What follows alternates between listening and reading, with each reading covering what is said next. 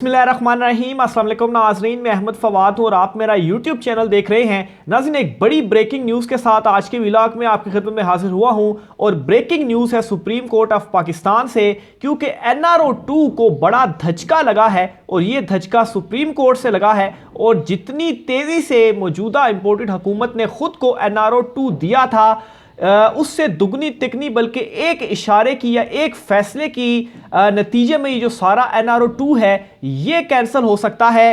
और NRO 2 cancel होने के भी बहुत ज़्यादा करीब है। कुछ इस हवाले से एक्सक्लूसिव डिटेल आज सुप्रीम कोर्ट से क्या बड़ी खबर और इस हवाले से क्या चीज़ें सामने आई हैं, एक तो ये मैं आपके सामने रखूँगा। और ना सिर्फ यहाँ तक मामला, बल्कि नाजरीन कुछ और लोग भी हैं जो आज कटहरे में आए हैं। ये लोग कौन हैं, क्या सवालात उठाए गए हैं इन लोगों के ऊपर, इस हवाले से भी कुछ तफसीलात मैं आपके साथ शेयर करूंगा। शरीफ ख़ानदान सारा का सारा, बल्कि पूरी इम्पोर्टेड हुकूमत जरदारी ख़ानदान क्यों मायूस हो चुका है और दिन ब दिन जो मायूसी के साए हैं वो इनके ऊपर गहरे होते जा रहे हैं और कप्तान डटा हुआ है। इस हवाले से भी कुछ डिटेल आज की व्लॉग में आपके सामने रखूंगा। सबसे पहले तो नाज़रीन, सुप्रीम कोर्ट ऑफ पाकिस्तान से एक बड़ी खबर, और बड़ी खबर यह है कि जो नैब तरमीम का केस था जो कि पाकिस्तान तहरीक इंसाफ लेकर गई थी सुप्रीम कोर्ट ऑफ पाकिस्तान में, और इसी नैब तरमीम की वजह से मौजूदा हुकूमत ने नवाज शहबाज जरदारी, इन्होंने जो खुद को NRO 2 दिया था, और जाहिर सी बात है कानून में आप चेंजिंग कर देंगे तो फिर उसके बाद अगर उसी कानून के बेस के ऊपर आपके ऊपर केसेस बने हैं तो फिर वो केसेस तो ऑटोमेटिकली ख़त्म होंगे।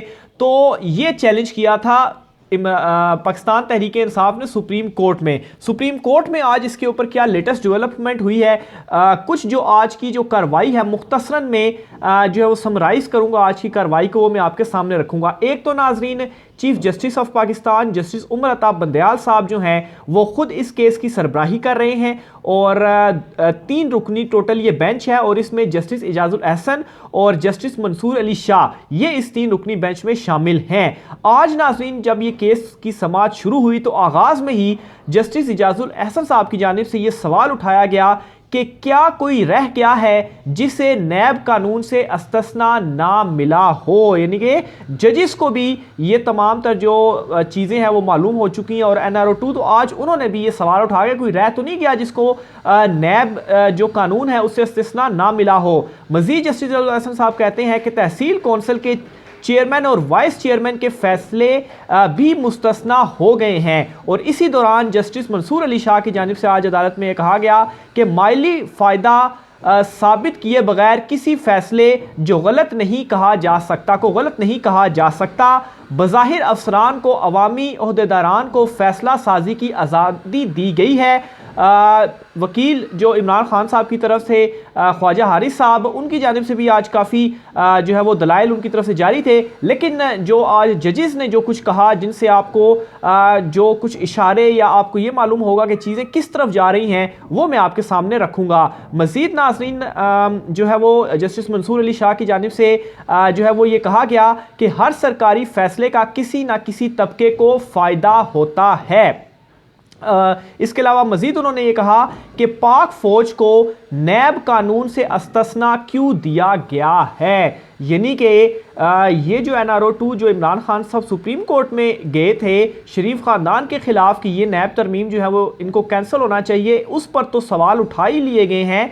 लेकिन मज़ीद उन्होंने ये भी जो है वो मज़ीद एक नया कट्टा खोला है कि पाक फ़ौज जो है वो नैब कानून से क्यों उसको अस्तस्ना जो है वो दिया गया है। सारा पैसा और कारोबार तो फौज के पास है, जस्टिस मंसूर अली शाह की जानिब से कहा गया। मजीद उन्होंने ये कहा कि क्या फौज एहतसाब से बालातर है, मुल्क में सबसे बड़ा कारोबार फौज करती है। इमरान खान ने फौज के एहतसाब का नुक्ता दरख्वास्त में क्यों शामिल नहीं किया, क्योंकि इमरान खान साहब ने जो दरख्वास्त दायर की थी उसमें यह नहीं था कि नैब जो है वो फौज के हवाले से भी जो तहकीकात है वो कर सकती है, तो वो नुक्ता नहीं शामिल किया। उन्होंने जस्ट जो पहले था वही उन्होंने चीज़ को दरख्वास्त मौक़िफ़ अपनाया, लेकिन जजेस ने इस चीज़ के ऊपर भी जो क्वेश्चन है वो रेस कर दिया है आज। मजीद जस्टिस मंसूर अली शाह की जानिब से, क्योंकि ये जो है वो ये इंपॉर्टेंट रिमार्क्स दिए गए, तो उन्हीं की जानिब से मजीद कहा गया कि नई तरमीम के बाद नैब कानून से बच निकलने पर हर दूसरे कानून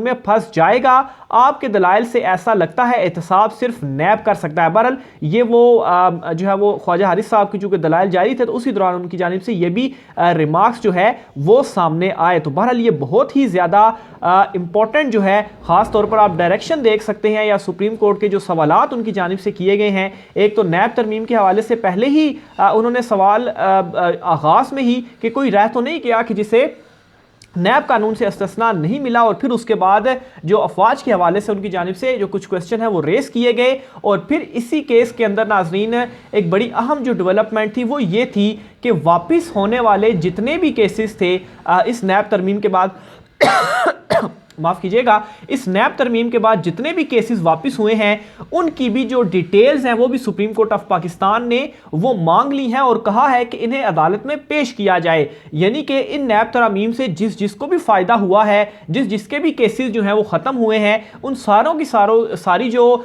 तफसीलात हैं वो भी सुप्रीम कोर्ट ऑफ पाकिस्तान ने मांग ली हैं। यानी कि ज़ाहिर सी बात है वो उसको फिर देखेंगे कि इस केस से इस तरमीम से जो है वो इसको जो फ़ायदा है वो हुआ है। और इसलिए मैं ये कहता हूं कि ये जो नैब तरमीम वाला case supreme court of Pakistan में चल रहा है ये डिसाइसिव केस होगा और यही NRO 2 के हवाले से डिसाइड करेगा। अगर सुप्रीम कोर्ट ऑफ पाकिस्तान इन तरमीम को ख़त्म कर देती है और नैब कानून वापस पहले की तरह बहाल हो जाता है तो फिर जाहिर सी बात अगर इसी कानून की बेस के ऊपर इन्होंने NRO 2 दिया है, केसेस ख़त्म किए, तो वो वापस रिवर्स हो जाएगा और सिर्फ एक फैसले की वजह से होगा। और ये आप देखेंगे कि आने वाले जो कुछ दिन होंगे, चूंकि अभी केस जो है वो चल रहा है, दलाइल इसमें जारी हैं, तो जूं ये केस बिल्कुल इख्तिताम की तरफ जाएगा सुप्रीम कोर्ट ऑफ पाकिस्तान जो है उसकी तरफ तमाम लोगों की जो नजरें हैं वो अभी भी लगी हुई हैं, लेकिन मजीद वाज़े होकर ये जो डिटेल्स हैं वो आप देखेंगे आगे आने वाले दिनों में आपके सामने आएंगी। फिर इसके अलावा नाजरीन एक और भी चीज़ है कि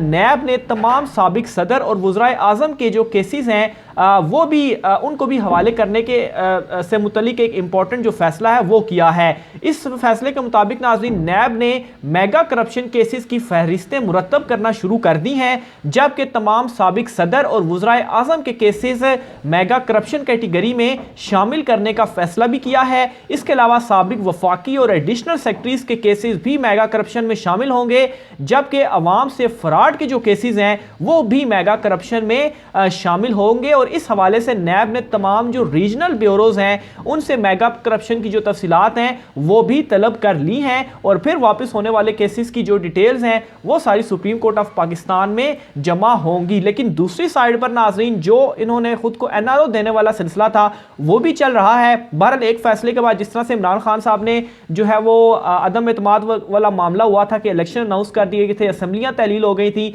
लेकिन नाजरीन उसके बाद जब सुप्रीम कोर्ट का फैसला आया तो तमाम चीज़ें सारी की सारी रिवर्स हो गई।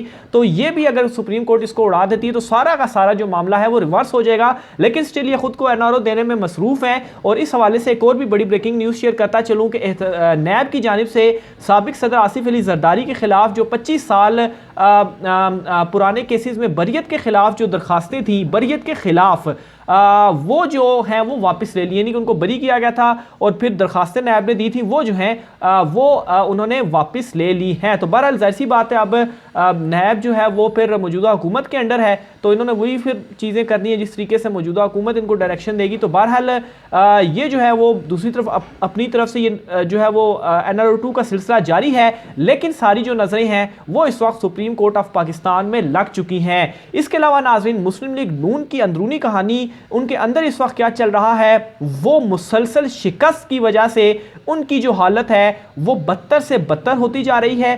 पहले जो 20 हलकों में ज़िमनी इलेक्शन हुए बदतरीन शिकस्त उनको हुई, ये जो 11 हलकों में ज़िमनी इलेक्शन हुए इनमें उनको बदतरीन शिकस्त हुई। जो 2 नशिस्तें जीती भी है वो भी पीपल्स पार्टी जीती है और इनकी 3 नशिस्तें थी जिनमें से ये 2 हार चुके।